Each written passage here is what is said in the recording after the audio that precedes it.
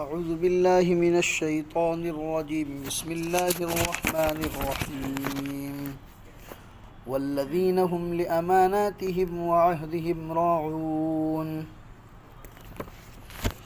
میرے محترم دینی بھائیو، قرآن کریم کا یہ 18واں پارہ سورۃ المؤمنون ہے، اور اس کی ابتدائی آیتیں جس میں اللہ تعالیٰ نے کامیاب ایمان والوں کی چند صفات کو بیان کیا ہے، اسی کا یہ تذکرہ ہو رہا ہے۔ گزشتہ کئی ہفتوں سے ہم سن رہے ہیں کہ اللہ نے ان ایمان والوں کو کامیاب کر لیا جو اپنی نمازوں میں خشوع و خضوع کرتے ہیں، اور اسی طریقے سے وہ لوگ جو لغو کاموں سے، لغو باتوں سے دور رہتے ہیں، اعراض کرتے ہیں، اور وہ ایمان والے جو زکوٰۃوں کو ادا کرتے ہیں، اپنے نفس کا تزکیہ کرتے ہیں، اور وہ ایمان والے جو اپنے شرمگاہوں کی حفاظت کرتے ہیں، اور وہ ایمان والے جو اپنے امانتوں اور عہدوں کی رعایت کرتے ہیں، کیونکہ امانت میں خیانت کرنا یہ ایمان والوں کی صفت نہیں ہے بلکہ منافق کی صفت ہے۔ اسی طریقے سے عہد کا لحاظ کرنا، کسی سے وعدہ کر لیا، کسی سے عہد و پیمان کر لیا تو اس کا لحاظ کرنا یہ بھی ایمان والوں کی صفت ہے۔ گزشتہ ہفتے میں ہم نے آپ کو بتایا کہ نبی پاک صلی اللہ علیہ وسلم اور آپ کے صحابہ، آپ نے ان کی تربیت ایسی کی تھی کہ عین ماحول کے اندر بھی صحابہ نے اپنی امانتیں اور کسی سے اگر وعدہ لیا ہے، عہد لیا ہے تو آپ نے اس کی پوری رعایت کی۔ اس کا واقعہ ہم نے آپ کو بتایا تھا کہ اللہ کے رسول کے ایک صحابی حضرت حذیفہ بن الیمان، جو اللہ کے رسول کے بالکل رازدار صحابی تھے، وہ جب اللہ کے رسول کی ملاقات کے لیے مدینہ نکلے، اس وقت مکہ کے لوگ مدینہ والوں سے لڑائی کرنے کی تیاری کر رہے تھے۔ ابو جہل نے آپ کو پکڑ لیا اور پوچھا کہ کہاں جا رہے ہو؟ تو کہا مدینہ محمد رسول اللہ کی زیارت کرنے جا رہے۔ تو کہا کہ ہم آپ کو جانے نہیں دیں گے، اس لیے کہ آپ مدینہ جاؤ گے، ہم لوگ مدینہ والوں کے خلاف لڑنے جا رہے ہیں، تم ہمارے خلاف لڑو گے۔ حضرت حذیفہ نے کہا کہ لڑانے کا کوئی ارادہ ہمارا نہیں ہے، ہم تو صرف محمد رسول اللہ کی زیارت کے لیے جا رہے ہیں اور کوئی ارادہ نہیں۔ جب حضرت حذیفہ اپنے والد کے ساتھ مدینہ پہنچے تو دیکھا کہ اللہ کے رسول لشکر تیار کر کے بالکل نکل چکے ہیں مکہ والوں کے ساتھ۔ کہا کہ یا رسول اللہ، آپ کی زیارت کے لیے آیا ہوں۔ راستے میں نکل رہا تھا تو ابو جہل نے مجھے روک لیا تھا، اس نے مجھ سے وعدہ کیا کہ تم اگر لڑائی نہیں کرو گے تو ہم تمہیں جانے دیں گے۔ اللہ کے رسول نے فرمایا کہ تم وعدہ کر کے آئے ہو، لہٰذا تم ہمارے ساتھ مسلمانوں کے لشکر کے اندر شامل نہیں ہو سکتے۔ حالانکہ اسلام کی پہلی لڑائی ہے، جنگ بدر ہے، اور جنگ بدر میں شریک ہونے والے صحابہ کو اللہ نے بڑے رتبوں سے نوازا، یہاں تک کہہ دیا اللہ تبارک و تعالیٰ نے ان 313 صحابہ کے بارے میں غفر لہ ما تقدم من ذنبہ وما تأخر، پچھلے گناہ تو اللہ نے تمہارے معاف کیے ہی کیے، آئندہ زندگی میں اگر کوئی چوک ہو بھی جائے گی اللہ نے ایڈوانس میں معاف کر رکھا ہے۔ ان کی برکتیں اتنی ہیں، اصحاب بدریین کا نام لے کر بھی اگر دعا کی جاتی ہے تو اللہ تعالیٰ اس دعا کو قبول فرماتا ہے۔ ایسی جنگ میں شامل ہونے کے لیے خود اللہ کے رسول کو فوج کو بڑھانے کی ضرورت ہے، لیکن پھر بھی اللہ کے رسول فرما رہے کہ آپ نہیں آ سکتے۔ کیوں نہیں آ سکتے؟ آپ وعدہ کر کے آئے ہو۔ ارے بھئی، کس سے وعدہ کیا ہے؟ ابو جہل سے، جو کہ اسلام کا سخت دشمن ہے، اسلام کا سخت دشمن ہے۔ اللہ کے رسول فرما رہے کہ چاہے وہ سامنے کچھ بھی ہو، مسلمان وہ ہوتا ہے جو اپنے وعدے کو کبھی توڑتا نہیں۔ اگر وہی ابو جہل تمہیں میدان جنگ میں دیکھے گا تو کہے گا کہ محمد کے ماننے والے لوگ ایسے ہوتے ہیں جو وعدہ کر کے آتے ہیں اور وعدہ توڑ دیتے ہیں۔ یہ واقعہ پوری تفصیل سے ہم نے آپ کو بتایا تھا۔ اسی طرح کا ایک واقعہ حضرت امیر معاویہ رضی اللہ تعالیٰ عنہ کا ہے۔ اللہ کے رسول ہی کے زمانے میں یہ قرآن کو لکھنے کا کام کرتے تھے، کاتب وحی تھے، جب بھی وحی اترتی تھی اللہ کے رسول ان سے لکھواتے تھے۔ سیدنا عمر فاروق رضی اللہ تعالیٰ عنہ کے زمانے میں حضرت عمر نے ان کو ملک شام کا گورنر بنا کر بھیجا ہوا تھا۔ ملک شام اس زمانے کا، شام اور روم دونوں آزو بازو میں تھے، اور یہ سپر پاور طاقتیں سمجھی جاتی تھی۔ ان کا رہنا سہنا، کھانا پینا ایک اعلیٰ معیار کا ہوتا تھا، ایک اسٹیٹس ہوتا تھا لائف کا ان کا۔ حضرت معاویہ بھی ان کے ساتھ رہتے تھے، لیکن ہر وقت جنگ چلتی رہتی تھی ملک شام اور روم کے بیچ میں۔ ایک مرتبہ حضرت امیر معاویہ نے روم کے بادشاہ کے ساتھ معاہدہ کیا کہ بھئی ایک مدت تک تمہارے اور ہمارے بیچ میں کوئی لڑائی نہیں ہوگی، تاریخ متعین کر لی کہ اتنی تاریخ تک تمہارے اور ہمارے بیچ میں لڑائی نہیں ہوگی۔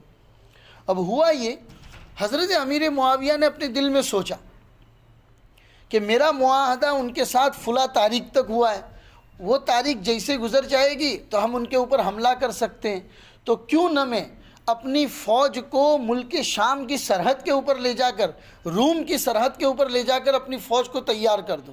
جیسے ہی مدت پوری ہوگی میری فوج ان کے اوپر اٹیک کر دے گی، ان کو سنبھلنے کا موقع بھی نہیں ملے گا۔ ایسا حضرت امیر معاویہ نے سوچا، اور سوچا نہیں بلکہ کیا بھی۔ انہوں نے اپنی پوری اسلامی فوج کو روم کی سرحدوں کے اوپر جا کر تیار کھڑا کر دیا، اور جیسے ہی معاہدہ کی تاریخ پوری ہوئی حضرت امیر معاویہ کے لشکر نے روم کے اوپر حملہ کر دیا، اور کیونکہ روم والے ابھی سنبھلے نہیں تھے، اٹیک اچانک تھا، اس کی وجہ سے ملک فتح ہوتے چلے گئے۔ حضرت امیر معاویہ اور مسلمانوں کی فوج روم کو فتح کرتا جا رہا ہے، حالانکہ روم سپر پاور ہے اس زمانے کی۔ چنانچہ فتح کرتے کرتے کرتے آگے جا رہے، اچانک ایک دن دیکھ رہے ہیں حضرت امیر معاویہ کہ پیچھے سے کوئی آدمی سفید کپڑا لہراتا ہوا گھوڑے کے اوپر سوار ہو کے آ رہا ہے۔ حضرت امیر معاویہ سمجھ گئے کہ ہو سکتا ہے امیر المومنین کی طرف سے کوئی پیغام آیا ہو۔ جب رک گئے، وہ آدمی پاس میں آیا تو دیکھا کون ہے، تو پتہ چلا کہ وہ حضرت عمرو بن عبسہ رضی اللہ تعالیٰ عنہ تھے۔ انہوں نے آ کر کہا اللہ اکبر قیفوا عباد اللہ، یہ جملہ تھا، انہوں نے کہا کہ اللہ سب سے بڑا ہے، ارے رک جاؤ تم لوگ کیا کر رہے ہو؟ حضرت امیر معاویہ نے فرمایا کہ بھئی کیا بات ہے؟ کہا کہ مدت پوری ہونے سے پہلے تم نے اپنی فوج کو سرحد کے اوپر جا کر کھڑا کر لیا تھا۔ حضرت امیر معاویہ نے کہا کہ میں نے حملہ مدت پوری ہونے کے بعد کیا ہے۔ کہا حملہ بھلے آپ نے بعد میں کیا ہو، تیاری تو آپ نے بہت پہلے سے کر لی تھی، یہ وعدہ خلافی ہیں، اور مسلمان کبھی وعدے کی خلاف ورزی نہیں کرتا۔ اور رسول پاک صلی اللہ علیہ وسلم کی وہ روایت انہوں نے سنائی کہ سنو وفاء لا غدر، وفاء لا غدر، مسلمان تو وفاداری کرتا ہے، اس کے وہاں دھوکہ بازی نہیں ہوتی۔ اور میں نے رسول اکرم صلی اللہ علیہ وسلم سے سنا ہے من کان بینہ و بین قوم عہد، اگر کسی آدمی اور اس کسی قوم کے بیچ کے اندر کوئی معاہدہ ہوا ہے تو جب تک وہ اس معاہدے کو پورا نہیں کرتا یا معاہدہ توڑنے کا اعلان نہیں کرتا، اس سے پہلے اگر وہ معاہدہ توڑتا ہے تو نبی پاک صلی اللہ علیہ وسلم نے ایسے آدمی کے اوپر لعنت کا وعدہ کیا ہے، چاہے وہ سامنے کوئی بھی ہو، مسلمان ہو، مسلمان نہیں ہے، یہودی ہے، نصارہ ہے، کافر ہے، کوئی بھی ہو، لیکن آپ مسلمان ہیں، مسلمان آپ ہیں۔ آپ کا اسلام آپ کو یہ سکھاتا ہے کہ اگر آپ کسی سے وعدہ کر رہے ہیں تو اس وعدے کو آپ پورا کرو، آپ اس وعدے کو توڑ نہیں سکتے۔ حضرت عمر رضی اللہ تعالیٰ عنہ کے زمانے میں فلسطین فتح ہوا تھا، الحمدللہ فلسطین اس زمانے میں فتح ہوا تھا حضرت عمر فاروق کے زمانے میں۔ اور کیونکہ فلسطین ایک ایسا علاقہ تھا کہ جس علاقے میں ہر ایک کے ساتھ ایک ایموشنل آدمی جڑا ہوا رہتا ہے، مسلمان بھی جڑا ہوا ہے، چاہے دنیا کی کوئی طاقت، ہمارے ملک کی گورنمنٹ کچھ بھی آپ کو یہ کہے کہ بھی آپ کچھ بھی اعلان مت دو، کوئی اسٹیٹس نہ دو، ٹھیک ہے بھائی، آپ ظلم کرو گے تو ہم بول نہیں پائیں گے، لیکن ہمارا دل تو فلسطین سے جڑا ہوا ہے نا، کیونکہ ہمارا قبلہ اول ہے، وہ مسلمانوں کا پہلا قبلہ وہی ہے فلسطین۔ اور وہ جو جنگ اس کے ساتھ لڑی جا رہی ہے وہ کوئی عہدے حاصل کرنے کے لیے یا سپر پاور بننے کے لیے نہیں لڑی جا رہی ہے۔ ایک ماں اپنے بچے کے جنازے کے پاس کھڑے ہو کر کہہ رہی ہے اللہ کاش میرے اور بھی بچے ہوتے تو اس طرح بیت المقدس کی حفاظت کے لیے قربان کر دیتی۔ کل رات آپ نے دیکھا، پرسوں رات کے اندر ایک اسپتال کے اوپر حملہ ہوا ہے، 500 بچے، اور اس حملے سے آدھے گھنٹے پہلے کی ویڈیو آپ دیکھیں گے، چھوٹے چھوٹے بچے ہیں ہاسپٹل کے چاروں اطراف کے اندر صفائی کر رہے ہیں، پیڑ وغیرہ کے سب صفائی کر رہے ہیں۔ ان بچوں کو کیا پتا تھا کہ اس آدھے گھنٹے کے بعد ہمارے اوپر اتنا زبردست اٹیک ہوگا کہ ہم کو پتہ بھی نہیں چلے۔ ان کو تو پتہ نہیں ہے دنیا کی مونوپولی اور پولیٹیکل ایشوز، بچوں کو کچھ پتہ نہیں ہے، ان کے اوپر حملہ کیا جا رہا ہے 500 بچوں کے اوپر۔ ایک باپ اپنے چھوٹے سے بچے کو، اتنے ہاتھ کے برابر چھوٹا سا بچہ ہے، اپنے ہی کفن کے اندر اس بچے کو لے کے باپ سویا ہوا ہے، کس جگر گردے کے ساتھ وہ لوگ اس کو دفن کرتے ہوں گے۔ وہ فلسطین حضرت عمر فاروق رضی اللہ تعالیٰ عنہ کے زمانے میں جب فتح ہوا تو حضرت عمر نے اس کی حفاظت کے لیے بہت بڑی فوج لگا رکھی تھی۔ کچھ زمانے کے بعد مسلمانوں نے کسی اور علاقے پر اٹیک کیا تو وہاں فوج کی ضرورت پڑی، تو مسلمانوں نے حضرت عمر کو مشورہ دیا کہ ہماری زیادہ تر فوج فلسطین میں ہے، اگر آپ اجازت دیں تو اپنی فوج کو ہٹا کر ادھر لے آتے ہیں۔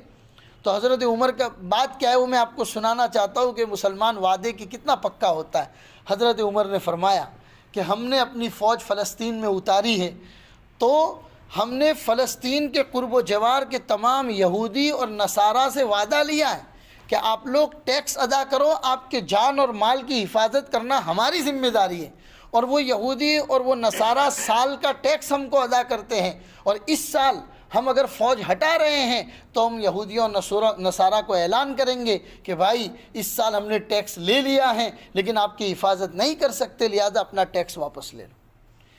پوری دنیا کی تاریخ کے اندر اتنے بڑے بڑے امپائر گزرے ہیں میرے بھائیوں، پوری دنیا کی تاریخ کے اندر ایک واقعہ اگر وعدہ کو پورا کرنے کے اوپر آپ کو ایک واقعہ مل جاتا ہو تو بتائیے جو مسلمانوں کا ہے۔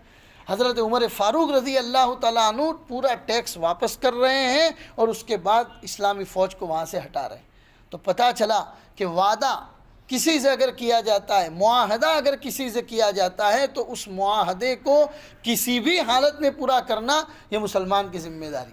ہم کسی ملک کے اندر جاتے ہیں، اس ملک کی ویزا ہم حاصل کرتے ہیں، ملک کی ویزا حاصل کرنے کا جو پروسیس ہوتا ہے ان پروسیس کے اندر دیکھا ہوگا آپ نے تمام آرٹیکلس ہوتے ہیں، اس میں لکھا ہوتا ہے کہ آپ ہمارے ملک میں آ رہے ہیں، امریکہ آ رہے ہیں، انگلینڈ آ رہے ہیں، تو آپ اس ملک کے تمام قانون کی حفاظت کریں گے، اس ملک میں جتنے قانون پائے جاتے ہیں ان تمام قانون کی حفاظت کریں گے۔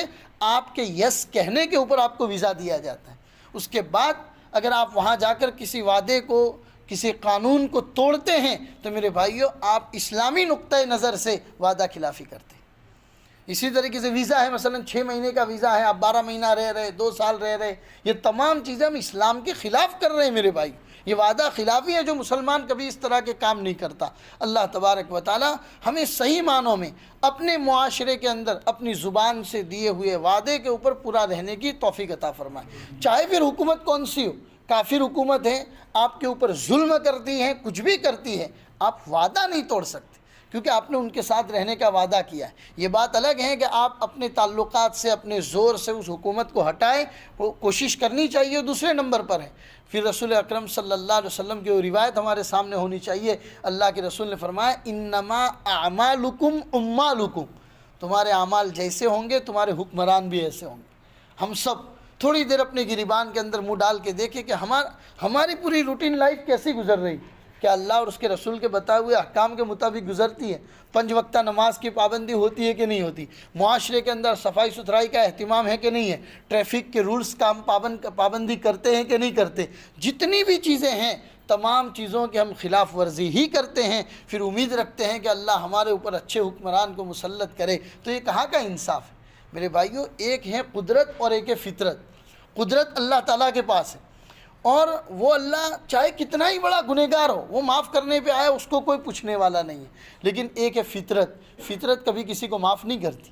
فطرت ایک ایسا قانون ہے جو کرو گے وہ بھگتو گے، وہ کرنا ہی پڑے گا۔ اعمال جیسے ہوں گے اسی کے مطابق اللہ تبارک و تعالی حکام مسلط کریں گے، لہٰذا ہم سب کو اپنے اعمال درست کرنے کی ضرورت ہے۔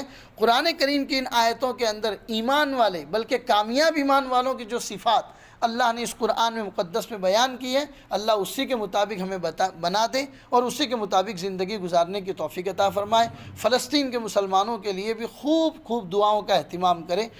واٹس ایپ کے اوپر، فیس بک کے اوپر جہاد کرنے کی کوئی ضرورت نہیں ہے کہ کہیں پر بھی کوئی میسیج آیا آپ نے فارورڈ کر دیا، یہ کر دیا، خواہ مخواہ میں اور آپ تکلیف میں آ جائیں گے۔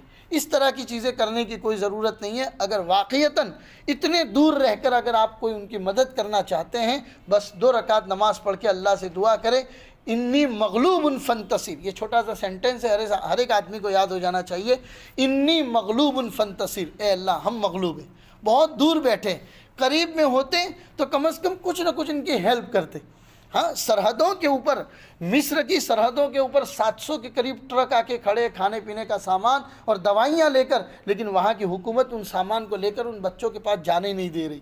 وہ لوگ دواؤں کے لیے ترس رہے، کھانے پینے کے سامان کے لیے ترس رہے، ہم اتنے دور بیٹھ کر ان کی کوئی مدد نہیں کر سکتے۔ اتنا جملہ ہر نماز کے بعد ان کے حق میں اللہ سے کر سکتے ہیں، انی مغلوب فانتصر۔ اے اللہ ہم مغلوب ہیں، کچھ مدد نہیں کر سکتے، لیکن تو وراء الورا ہے، تو ملک الملوک ہے، تمام بادشاہوں کا بادشاہ ہے، تیرے لیے تو ایک اشارہ کافی ہے، تو سب کچھ کر سکتا ہے، فلسطین کے مظلوم مسلمانوں کی حفاظت فرما۔